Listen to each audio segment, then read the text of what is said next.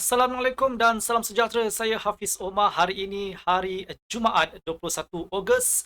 Seperti biasa, kita akan membincangkan carta euro dan pound sterling serta kita akan merangka pelan dagangan. Carta mengesahkan bahawa pasaran berada dalam aliran menaik bagi euro pada separuh pertama sesi dagangan semalam.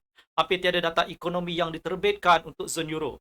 Indeks harga pengeluar Jerman meningkat mendadak sebanyak 1.1% pada Julai berbanding bulan sebelumnya melebihi jangkaan. PPI tahunan turut melonjak sebanyak 3%. Data yang kukuh ini mencetuskan pembelian aktif euro semasa sesi Eropah.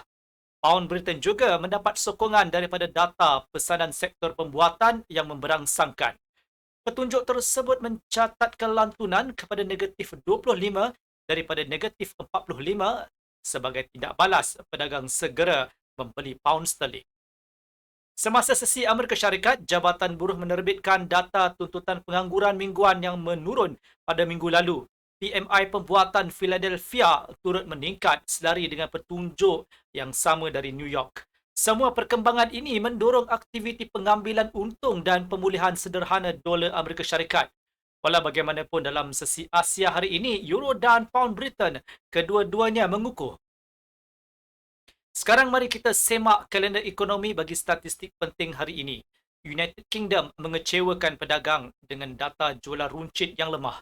Petunjuk tersebut berada pada negatif 0.5%, lebih rendah berbanding penurunan 0.4%. Pound sterling mengalami pembetulan menurun yang kecil.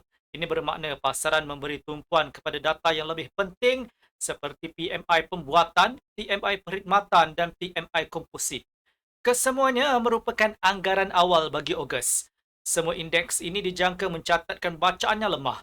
Sektor pembuatan telah kehilangan momentum sejak Mei dengan indeks berkaitan menghampiri paras 50 mata. Sektor perkhidmatan berkemungkinan mencatatkan kelembapan pada Ogos walaupun merekodkan peningkatan aktiviti pada Julai. Pound Britain dijangka tidak kehilangan kekuatannya pada penghujung minggu.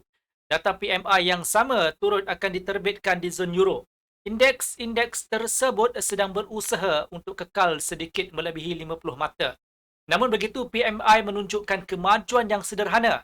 Oleh itu, euro mungkin meneruskan satu lagi pergerakan menaik dan memperbaharui paras tertinggi mingguan serta bulanan. Amerika Syarikat juga akan menerbitkan beberapa data PMI. Berbeza dengan Eropah, aktiviti perniagaan di Amerika Syarikat berada pada tahap yang baik. Sekiranya bacaan sebenar melebihi ramalan, kita mungkin menyaksikan pembetulan menurun pada separuh pertama sesi dagangan serta aktiviti pengambilan untung dalam aset berisiko. Sekarang mari kita lihat gambaran teknikal. Paras yang baik untuk menjual pasangan euro dolar ialah 1.1709 dan 1.1727 ketika berlaku false breakout atau pada 1.1745 ketika lantunan dengan mengambil kira pergerakan menurun sebanyak 15 sehingga 20 tips. Sekiranya harga turun kepada 1.1683 dan gagal kekal di bawah paras tersebut, instrumen ini boleh jatuh kepada 1.1659. Walau apapun, saya akan merancang pembelian pada 1.1683 dengan mengambil kira kenaikan sebanyak 15 sehingga 20 tips. Beralih kepada pound Britain, selepas menguji paras tertinggi mingguan, pasangan pound dolar mungkin kembali kepada 1.3656. Kita juga boleh menjual dari 1.3575 ketika berlaku false breakout.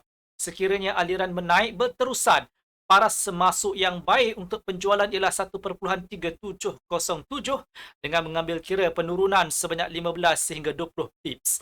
Kita juga boleh merancang pembelian pada 1.3624, namun sekiranya data ekonomi United Kingdom lemah, harga boleh merosot kepada 1.3594. Itu sahaja yang ingin saya sampaikan hari ini. Selamat berhujung minggu.